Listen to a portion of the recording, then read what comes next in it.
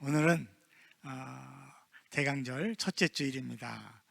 예수님이 오신 나를 기뻐하고 소망으로 기다리면서 또 다시 한번 늘 새롭게 예수님과 동행하는 발걸음이 되기를 소원하는 그런 절기인데, 예수님이 이 땅에 이렇게 사람의 몸으로 오시는 그 기쁜 소식을 오늘 하나님께서 본문 말씀에서 약속으로 우리에게 주셨습니다.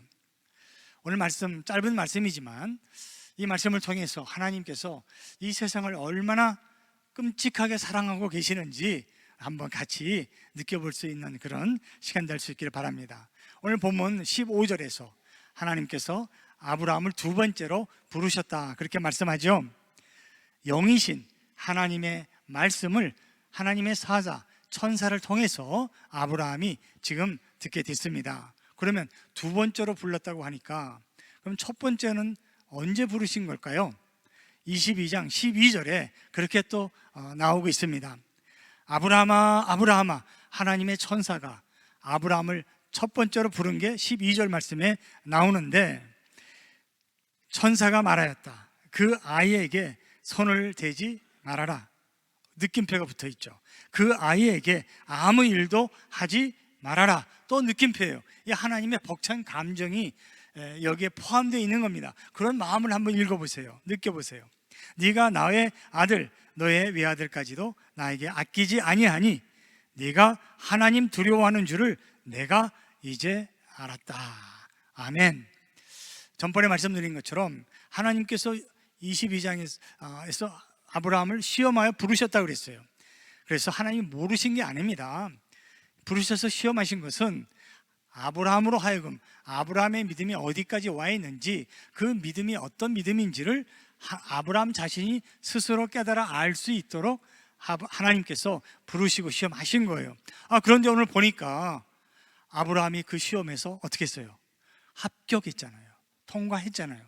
합격 정도가 아니라 하나님을 너무 기쁘게 하는 그런 믿음을, 복종하는 믿음을 아브라함이 하나님께 보여주게 되었습니다. 하나님께서 크게 기뻐하시고 인정해 주셨습니다. 그래서요, 하나님이요 16절에 참 놀라운 맹세를 하세요. 이게 하나님의 마음이라는 거예요. 우리 자녀들도 평소에 잘하면 부모가 너무 기뻐서 뭐든지 다 해주고 싶잖아요. 그런 마음으로 하나님께서 오늘 16절에 주님의 말씀이다. 내가 친히 맹세한다. 내가 이렇게 너의 아들까지, 너의 외아들까지 아끼지 않았으니 라고 벅찬 감격의 말씀을 지금 하고 계시는 거예요. 그래서 오늘 이 16절, 18절, 17절, 18절 이 세 절 말씀은 너무 중요한 말씀이에요. 그래서 이 세 절 말씀이야말로 아브라함 일생의 삶의 하이라이트예요. 핵심이에요. 그 삶의 중심이 되는 거예요. 뿐만 아니라 아브라함뿐만 아니라 이 창세기가 왜 쓰여졌는지 오늘 이 말씀을 통해서 창세기가 쓰여지는 이유를 알 수 있고요. 창세기뿐만 아니라 오늘 이 세 절 말씀을 통해서 성경이 왜 쓰여졌는지 그 이유와 목적을 우리가 분명히 알게 됩니다. 그런 질문을 가지고 오늘 말씀을 묵상하시면 돼요. 왜 성경이 쓰여지게 되었는지 오늘 본문에서 해답이 나온답니다. 자, 오늘 하나님께서 아브라함이 그 복종하는 믿음을 보시고 순종하는 믿음 때문에 뭐라고 하셨어요? 나가 나를 두고 맹세한다. 내가 친히 맹세한다. 내 삶을 두고 맹세한다. 그렇게 말씀하신 거예요. 이 내가 나를 두고 맹세한다는 이 말씀은요, 이 창세기에 한 번 나오고요, 모세오경에 딱 두 번 나오는데 어디서 또 나오는가 하면 민수기 14장에서 나와요. 하나님이 너무 기뻐서 하나님이 하나님의 삶을 두고 맹세하신 것이 오늘 본문이라면, 민수기 14장에서는요 이스라엘 백성들이 하나님을 너무 실망시켰어요. 가나안 땅에 다 왔는데 가나안 땅에 거인이 있어갖고 못 들어간다는 거예요. 정복할 수 없다는 거예요. 자기들이 메뚜기처럼 느꼈다는 거죠. 하나님이 너무 실망한 거예요. 내가 여기까지 홍해도 건너고 광야를 지나게 하면서 이 가나안 땅을 주겠다고 하는데도 백성들이 믿음이 없어가지고요, 안 가겠다는 거예요. 못 간다는 거예요. 그래서 하나님이 뭐라고 말씀하셨는가 하면 민수기 14장에서 28절에 내가 나의 삶을 두고 맹세하노니 너희들은 절대로 이 가나안 땅에 들어가지 못하고 광야에서 죽을 거다, 이렇게 하나님이 스스로 맹세하신 거예요. 이걸 보면 사랑하는 여러분, 우리가 하나님 앞에 칭찬받아야지 하나님 실망시켜드리면 큰일 당합니다.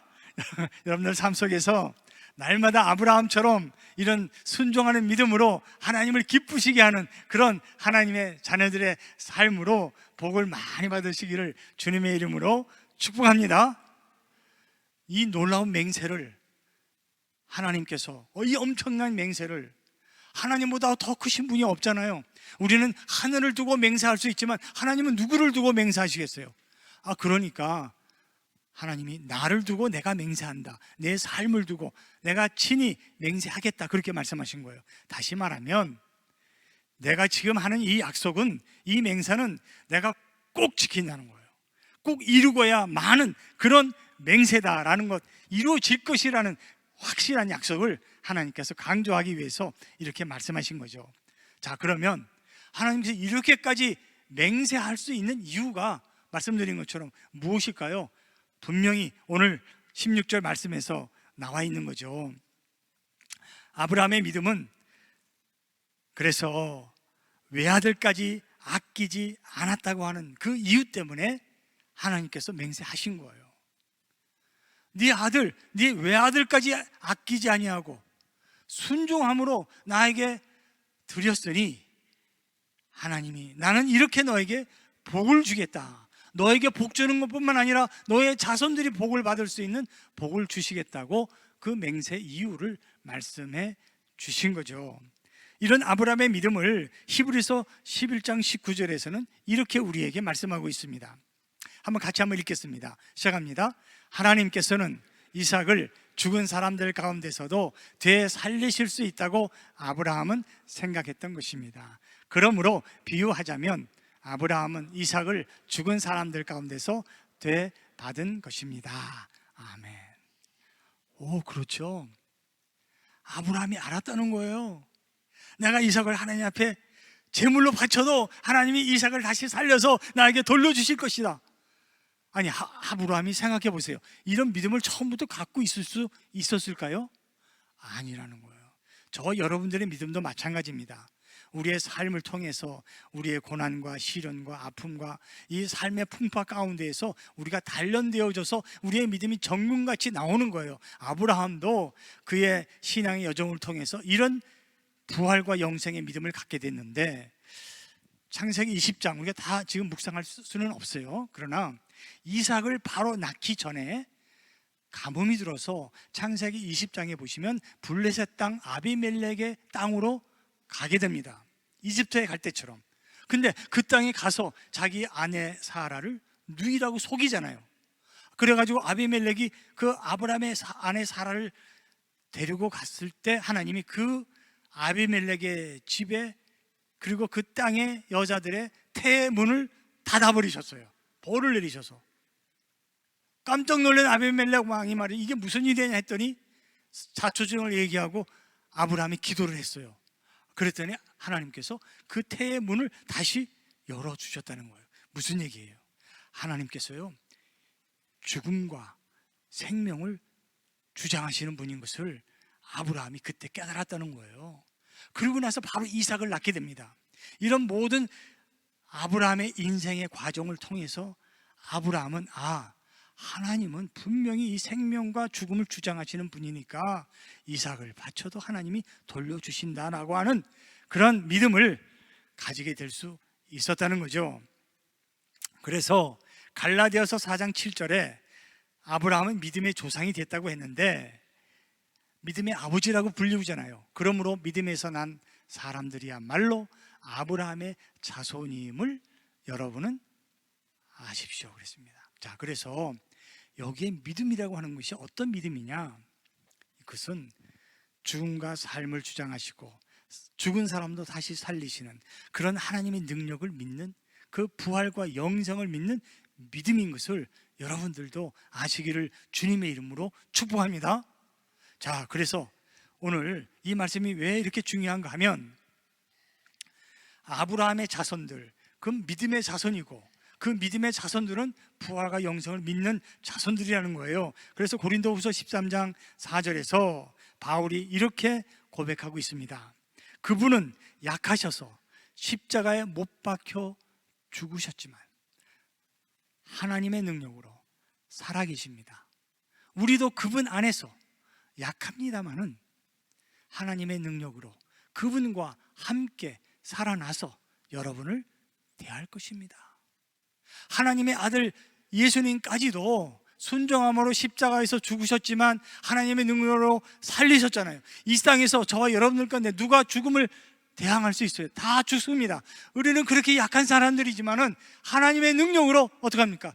바울도요, 예수 그리스도와 이미 죽음에서 하나님이 건져주셔서 살게 하신 그 예수 그리스도와 함께 우리가 다시 살 수 있다는 것을 굳게 믿고 있었어요.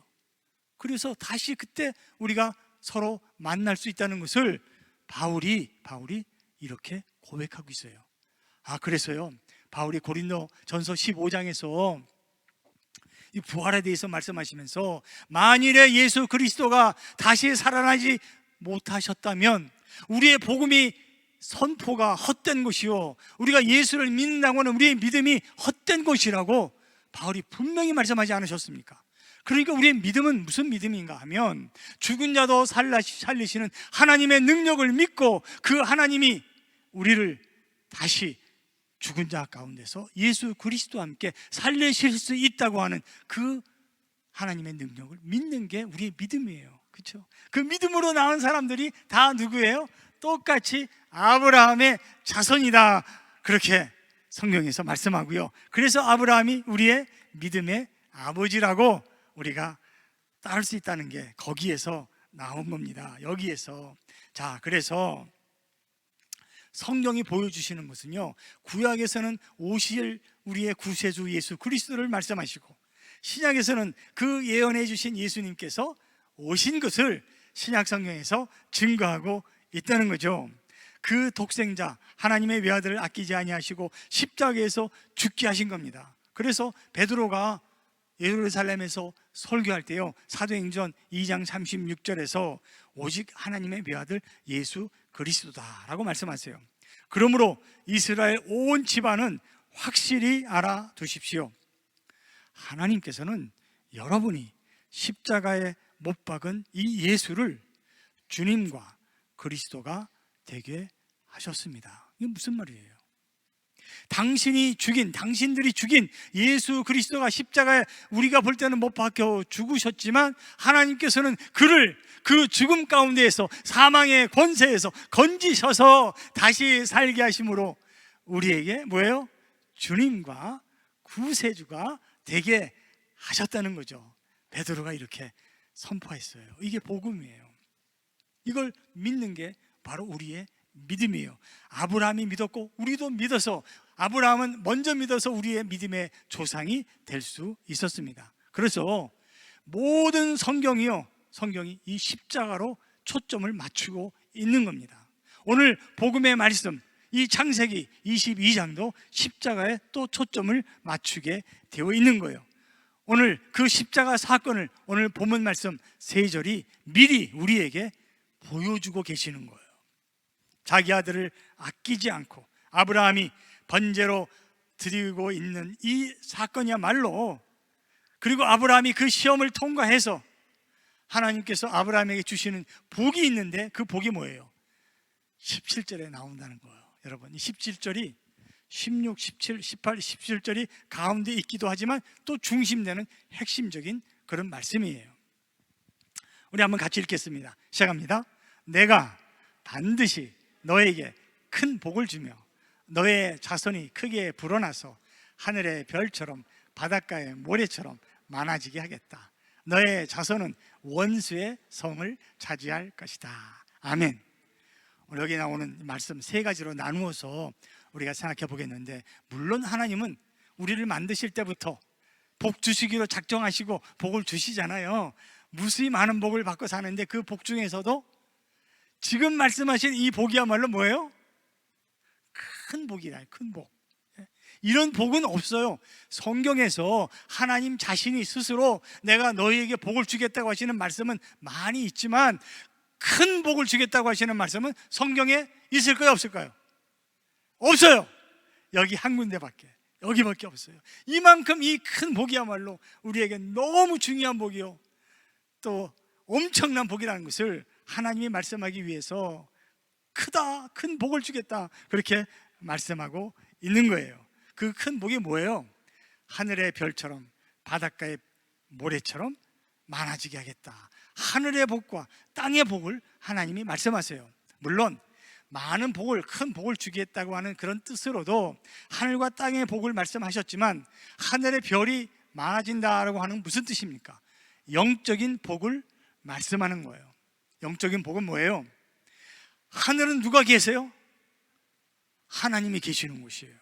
그러니까 하늘의 별과 같이 자손에게 그런 자손들이 많아지겠다고 하는 것은 천국에 우리의 자손들이, 너희들이 나와 함께 그렇게 앞으로 있을 것인데, 그 자손들이 하늘의 별처럼 많은 그런 영적인 복을 말씀하시는 거예요. 우리가 천국에 가서 하나님과 함께하는 그 영생을 누리는 자손들이 많다는 걸 말씀하세요. 여러분, 뿐만 아니라 땅의 복이 뭐예요?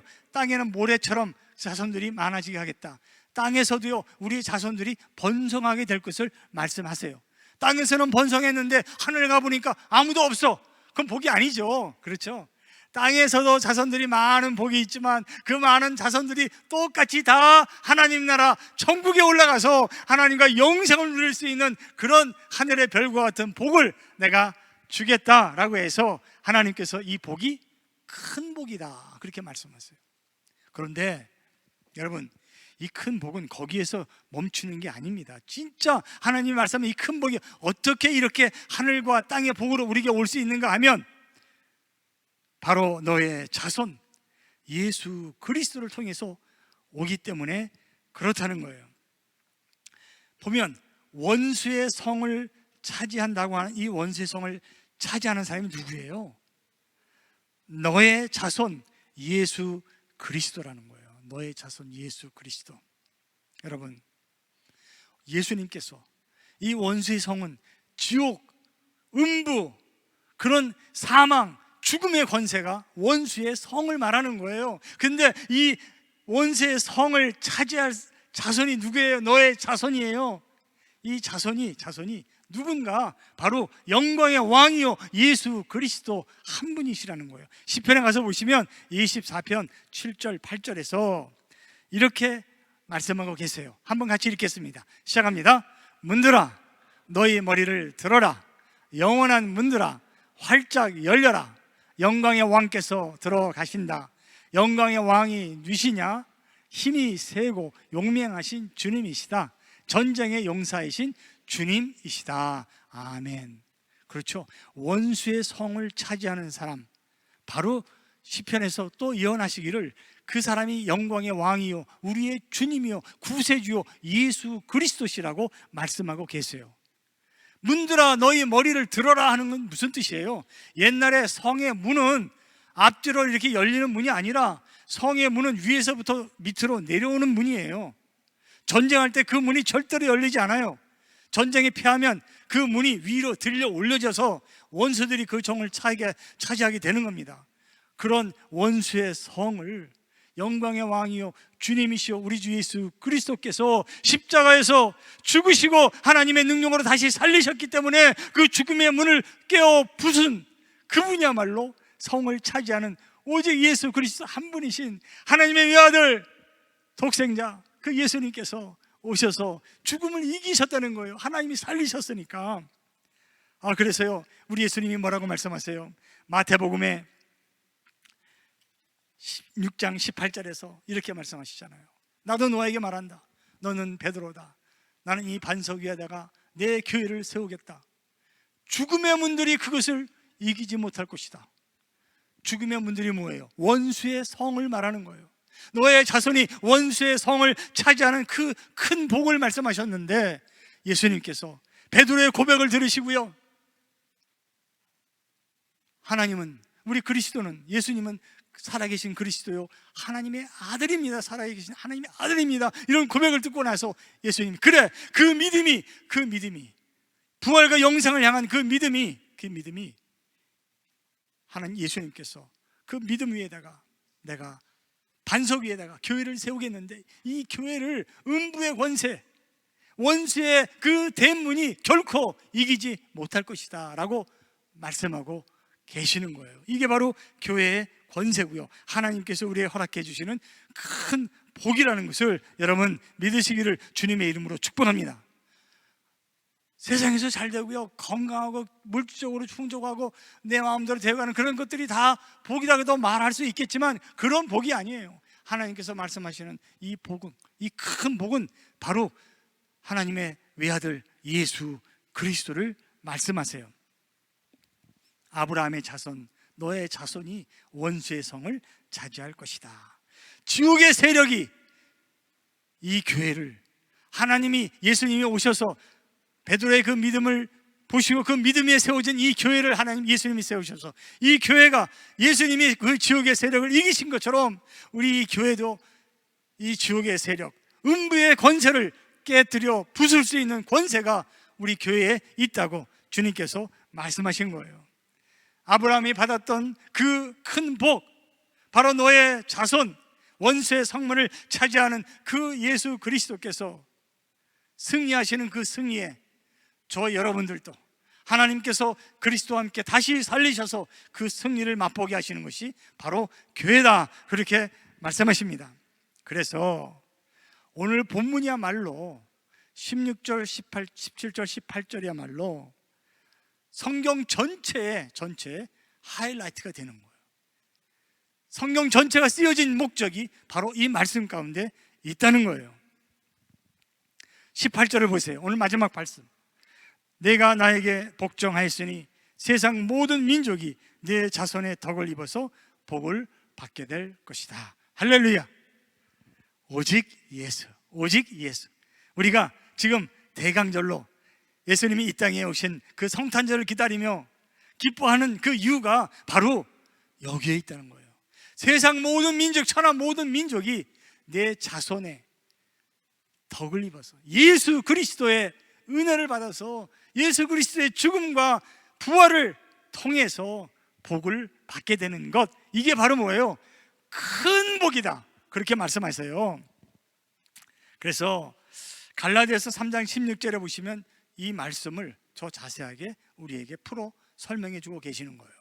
그런데 하나님께서 아브라함과 그 후손에게 약속을 말씀하실 때에, 창세기 22장입니다.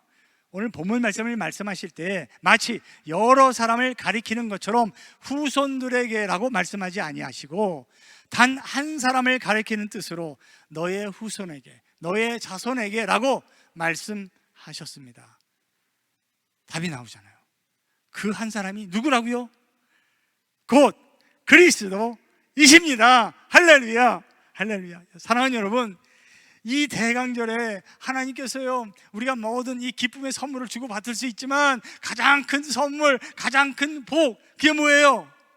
예수 그리스도이심을 여러분 믿으시기를 주님의 이름으로 축복합니다. 그리고 그 예수님의 하나님의 선물을, 그 큰 선물을 다 받으시는 그런 복된 우리 형제 자매들 되시기를 간절히 소원합니다.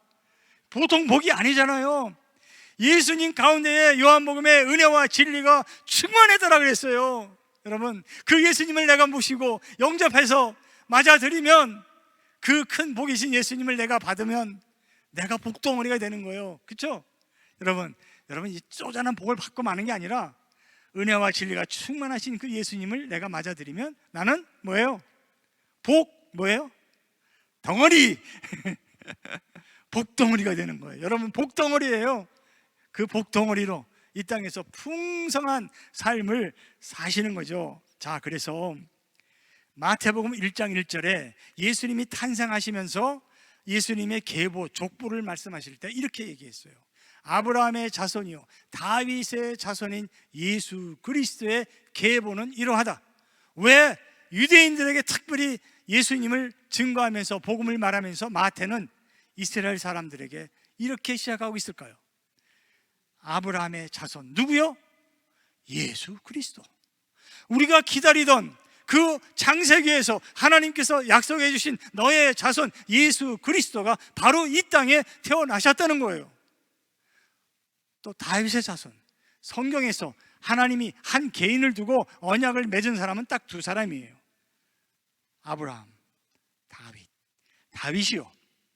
하나님의 언약을 받았는데 성전 안 지어줘도 괜찮아, 나는 네 마음을 알아, 너 수고했어, 성전은 네 아들이 지어줄 거야, 그렇지만 너는 내 마음에 합한 나의 종이라 내가 너에게 이 언약을 주겠다고 말씀하시면서 내 왕위가 영원히 이어질 거라고 그랬어요.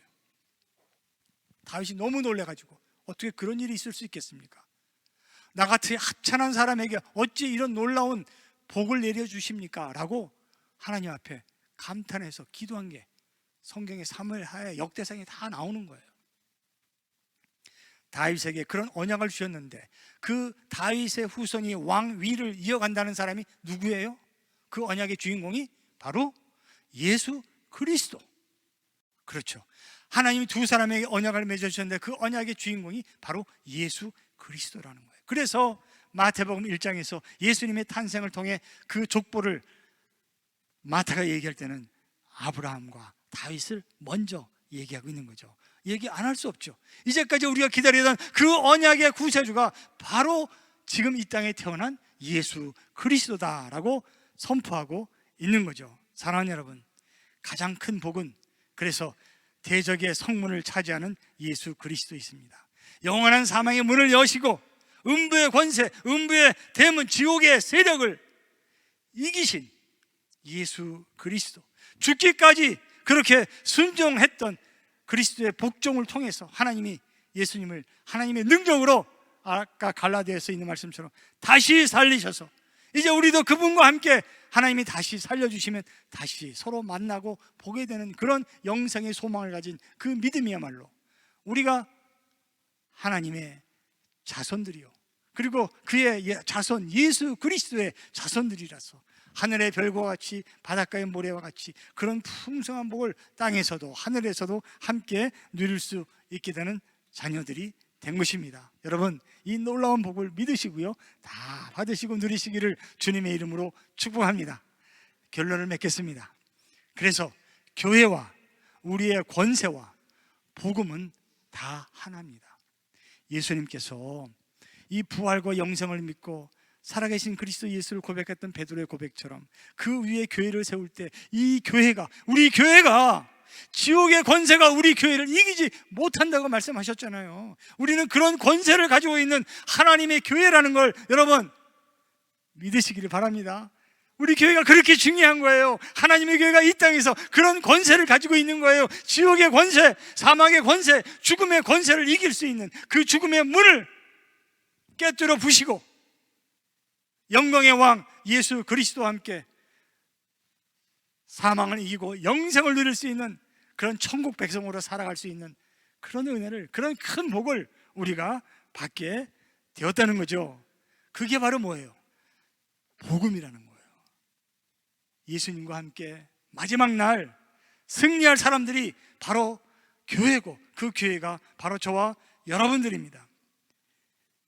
이 교회를 이 땅에 허락하신 하나님의 뜻과 계획을 우리가 믿고 따름으로 말미암아 오실 예수님을 맞이하면서 하늘과 새하늘과 새 땅을 맞이하시는, 창조하시는 그 하나님의 나라를 우리가 소망으로 기다릴 수 있는 게 바로 우리의 믿음이죠. 창세 전에 벌써 하나님이 계획하시고 우리를 사랑하셔서 택하시고 부르신 그 하나님의 놀라우신 은혜가 예수 그리스도를 통해서 우리에게 복이 되게 하시고 그 큰 복이 우리 교회가 되게 하시고 우리 교회가 하나님의 권세로 온 세상에 그 이 놀라운 기쁜 소식을 증거하고 전하면서 예수 그리스도의 승리를 맛보게 하시는 그런 복이 우리의 큰 복이 되는 줄로 여러분 믿으시기를 주님의 이름으로 축복합니다.